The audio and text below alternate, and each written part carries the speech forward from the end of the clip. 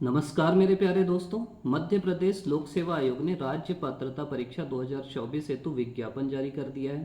तो हम इस विज्ञापन के आधार पे जो कुछ महत्वपूर्ण प्रश्न है, जो आपको डाउट होगा, उसको सॉल्व करने का प्रयास करेंगे। जैसे इसकी महत्वपूर्ण तिथियां क्या हैं, शुल्क कितना होगा, न्यूनतम शैक्षणिक योग्यता क्या है, पाठ्यक्रम क्या होगा, आरक्षण कैसा होगा, परीक्षा परिणाम कैसे घोषित होगा, सेंटर कहाँ होगा, परीक्षा योजना कैसी होगी, अंक कैसे दिए जाएंगे, माध्यम क्या होगा, अगर हिंदी इंग्लिश में कोई डाउट होता है तो आप किस भाषा को मान्य समझेंगे, आवेदन हमको कैसे भरना है, सावधानियां क्या रखना है, ऑनलाइन आवेदन पत्र की सूची जांच कैसे करना है, ओएमआर के लिए क्या निर्देश हैं, स्नातकोत्तर उपाधि का क्या प्रावधान है। इसके अलावा अगर आपको परीक्षा केंद्र से संबंधित और की चीज़ें जानकारी चाहिए, दिव्यांगों के लिए क्या प्रावधान है, आप किस विषय के लोग किस किस विषय में एलिजिबल हैं। जैसे अगर आप लोक प्रशासन, अंतर्राष्ट्रीय संबंध और पॉलिटिकल साइंस में एमए हैं तो आप पॉलिटिकल साइंस में भर सकते हैं।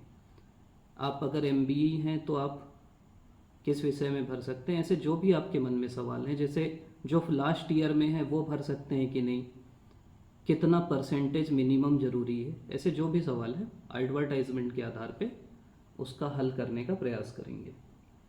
सबसे मेन बात जो है कि आपको ये जो तिथियां हैं वो आप ध्यान से देख लीजिए। जैसे आवेदन तो चालू हो गया 21 मार्च से, 20 अप्रैल उसकी अंतिम तिथि है। और जो समय है वो ध्यान रखिएगा, वो है दोपहर 2 बजे। कई लोग ना कंफ्यूज हो जाते हैं कि रात को 12 मानते हैं या रात शाम को 5 बजे तक मानते हैं। ये दोपहर 12 बजे तक फॉर्म रहेगा। और इसके अलावा त्रुटि सुधार भी आप 22 अप्रैल तक कर सकते हैं। और विलम्ब शुल्क के साथ आप फॉर्म भर सकते हैं 21 अप्रैल से 30 अप्रैल तक। शुल्क आपका अलग अलग दिया है। अगर आप मध्य प्रदेश के मूल निवासी हैं, अनुसूचित जाति जनजाति, अन्य पिछड़ा वर्ग, ईडब्ल्यूएस या दिव्यांगजन है तो 250 रुपये, अन्य श्रेणी और मध्य प्रदेश के बाहर के निवासियों के लिए 500 रुपये, त्रुटि सुधार के लिए 50 रुपये।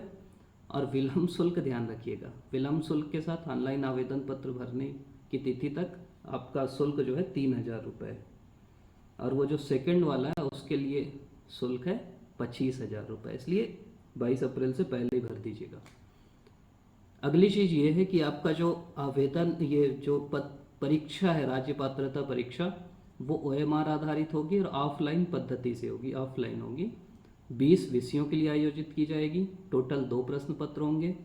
पहला प्रश्न पत्र जो होगा अनिवार्य होगा, उसमें शिक्षण एवं शोधावृत्ति से संबंधित सवाल आएंगे। और द्वितीय प्रश्न पत्र वो होगा जो इसका आप चयन करेंगे।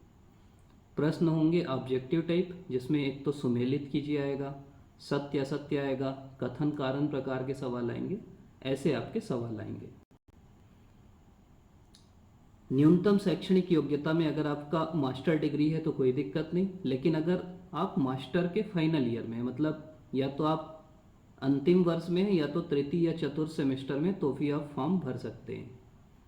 अगर आप अनारक्षित श्रेणी में है तो आपको कम से कम 55% अंक लाना होगा। और अगर आप मध्य प्रदेश के हैं, स्थानीय निवासी, और वहाँ से आप SC ST OBC और दिव्यांगजन हैं, तो आपको 50% लाना होगा। EWS वालों को ये छूट नहीं है, उनको 55% ही लाना होगा। इसके अलावा अगर आप थर्ड या फोर्थ सेमेस्टर में या फाइनल ईयर में है तो बाद में वो प्राविधिक होगी आपका जो आपका फॉर्म है, और अगर आपका 55% आया तभी उसको मान्य किया जाएगा। परीक्षा परिणाम की घोषणा में स्पष्ट लिख दिया गया कि अभी क्योंकि मामला चल रहा है उच्च न्यायालय में, तो 87% का परीक्षा परिणाम घोषित किया जाएगा। मतलब 87%, बाकी 13% स्लॉट जो हैं वो हाई कोर्ट का जब निर्णय आएगा उसके बाद घोषित किए जाएंगे। इसके अलावा एक चीज़ और आप समझिए, यूजीसी का भी ये नियम है नेट करने के लिए कि अगर 100 लोग फॉर्म भरते हैं तो टॉप के 6 लोगों को वो चयनित करते हैं। तो सेट में भी वही होगा कि परीक्षा में सम्मिलित हुए अभ्यर्थियों की संख्या के 6% को अर्ह या एलिजिबल घोषित किया जाएगा। मतलब मान लीजिए 100 लोग आपके फॉर्म भरते हैं, तो इसमें क्या होता है कि ऊपर के जो 6 लोग हैं, जैसे 100 लोग फॉर्म भरे तो शुरू के 6 लोग को एलिजिबल घोषिट किया जाएगा, और जो 6वें व्यक्ति का नंबर होगा वो कहलाएगा कट ऑफ। जैसे मान लीजिए टॉपर का 100 में 70% है, सेकंड का 65 है, थर्ड का 60 है,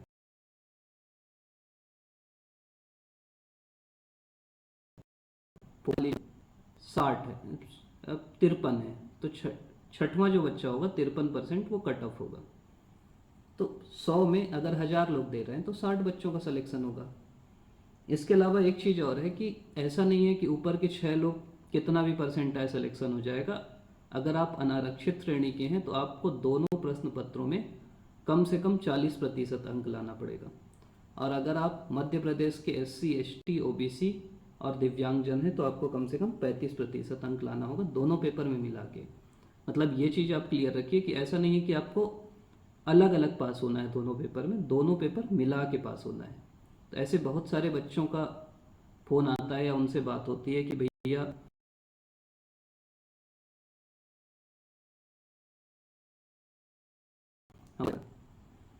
अगली बात अगर हम देखें तो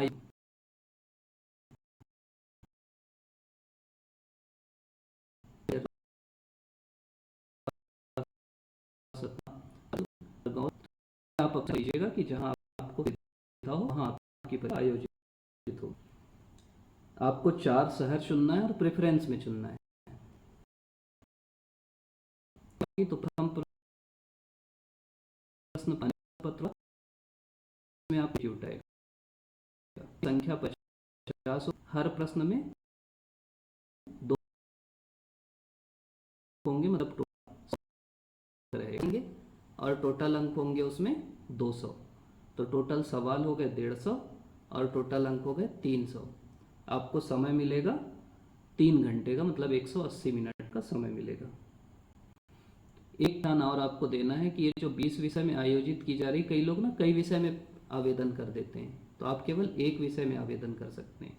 दूसरी चीज़ जो मज़ेदार है, जो कई लोग करते हैं और ध्यान नहीं देते, इसमें स्पष्ट दिया है कि अगर आप जैसे मान लीजिए आप पॉलिटिकल साइंस में फॉर्म भरते हैं और पॉलिटिकल साइंस में पहले से आप सेट हैं या नेट हैं, तो अगर आप पहले से हैं ना और फिर से भरते हैं तो आपको दंडात्मक कार्यवाही होगी। मतलब हो सकता है कि 5 साल तक आयोग आपको किसी भी परीक्षा में बैठने से वंचित कर दे। मतलब अगर आप पहले से नेट या सेट हैं तो आपको दोबारा नहीं भरना है। अगली चीज़ लिखी है कि 2024 राज्य पात्रता परीक्षा में chemical science, life science, mathematical science, physical science विषय के परीक्षा प्रारूप भी UGC नेट परीक्षा प्रारूप के अनुसार होंगे। मतलब जैसे UGC नेट का प्रारूप है ना वैसा होगा। तो ये आप पूरा निर्देश पढ़ लीजिएगा। एक चीज़ और आपको ध्यान रखना है कि प्रत्येक सही उत्तर के लिए आपको 2 अंक दिए जाएंगे। निगेटिव मार्किंग नहीं है, मतलब आपको तुक्का अच्छे से लगाना है। आपको केवल एक विकल्प चुनना है, ऐसा नहीं कि 2 चुन लेना है। अगर एक से अधिक उत्तर होगा तो उन अभ्यर्थियों को उत्तर प्रदान किया जाएगा जिन्होंने किसी भी उत्तर का चयन किया गया हो। जैसे मान लीजिए आप बी चयन किए हैं और उस प्रश्न का उत्तर बी और सी है, तो आप क्योंकि बी चयन किए हैं तो आपको भी नंबर मिलेगा, जो सी किया है उसको भी नंबर मिलेगा। और अगर प्रश्न विलोपित होता है तो सभी को 2-2 नंबर दे दिए जाएंगे। मतलब आपको टिक मार के तो आनी है। अगला ये है कि परीक्षा का माध्यम तो हिंदी इंग्लिश दोनों होगा, लेकिन अगर कोई संरचना और अनुवाद में विसंगति आती है तो हिंदी में जो है उसको वरीयता दी जाएगी। इसलिए आप हिंदी को ज़्यादा ध्यान से पढ़िएगा। और आपको लगता है कि दोनों में दिक्कत हो रही तो हिंदी वाले के आधार पे ही आपको आंसर मार्क करना है। आवेदन पत्र कैसे भरें ये सब तो आप पूरा भर लीजिएगा, ये PDF हम लोग डाल देंगे। ये देख लीजिएगा आप कि जो प्रश्न है जैसे केमिकल साइंस है तो इसमें केमिस्ट्री वाले भर सकते हैं, organic chemistry, physical chemistry, applied chemistry, environmental chemistry, inorganic, industrial, analytical, इनमें जो स्नातकोत्तर किए हैं वो भर सकते हैं। अगर आपका इकोनॉमिक्स है तो economics, MBA, master of business economics, applied economics, MBA in business economics, इन लोग फॉर्म भर सकते हैं। हिंदी में लिंग्विस्टिक वाले भी भर सकते हैं, इतिहास में मॉडर्न, एंशिएंट, मेडिएवल वाले भी भर सकते हैं, लाइब्रेरी में लाइब्रेरी इंफॉर्मेशन साइंस वाले, लाइफ साइंस में इतने सारे विषय हैं, botany, zoology, biochemistry, microbiology, bioscience, मतलब सबका सेम पेपर होगा। मैथमेटिक्स में mathematics, computational mathematics, applied, industrial, mathematical science, statistics सभी भर सकते हैं। फिजिक्स में फिजिकल साइंस में physics, applied physics, material physics और इलेक्ट्रॉनिक्स वाले भर सकते हैं। पॉलिटिकल में पॉलिटिकल, पबेड और IR वाले भर सकते हैं। साइकोलॉजी में साइकोलॉजी, क्लिनिकल साइकोलॉजी और अप्लाइड साइकोलॉजी। सोशल वर्क वाले बहुत सारे पूछते हैं कि हम किस में भर सकते हैं, तो सोशल वर्क और एंथ्रोपोलॉजी वाले सोशियोलॉजी में भर सकते हैं, ऐसा सीधा सीधा इसमें मेंशन किया गया है। पीजी क्या क्या मान्य है, तो आपका M com, M lib, M lit, M S C, M stat, M M P ed, M P S, B S M S, L L M, ये सब आपके पीजी जो हैं वो मान्य हैं। तो ये महत्वपूर्ण जानकारियां हैं आपके। ये जो पाठ्यक्रम है वो आपको साइट में मिल जाएगा, उसके लिए हम लोग अलग से वीडियो बना लेंगे। पेपर 1 की जो भी तैयारी है आप इस चैनल में देखिएगा, अलग अलग वीडियो हमारे, जिसमें हम लोग पेपर 1 का जो भी क्वेश्चन पेपर है, जैसे छत्तीसगढ़ सेट में जो हुआ, एमपी सेट का क्वेश्चन पेपर भी इसमें हम डाल देंगे, पिछले बार जो हुआ उससे पहले भी हुआ। इसके अलावा पेपर 1 में आपको रिसर्च मेथोडोलॉजी की प्रैक्टिस करना है, टीचिंग एप्टीट्यूड पढ़ना पड़ेगा, इन्वायरमेंट आता है, हायर एजुकेशन आता है, डाटा इंटरप्रिटेशन आता है। ऐसे अलग अलग यूनिट हैं जिनको आपको अच्छे से पढ़ना है, तो उनकी तैयारी हम चैनल में कराने का प्रयास करेंगे। इसके अलावा सब्जेक्ट स्पेसिफिक भी, किस सब्जेक्ट को किस बुक से पढ़ना है, वो भी वीडियो धीरे धीरे आते रहेंगे।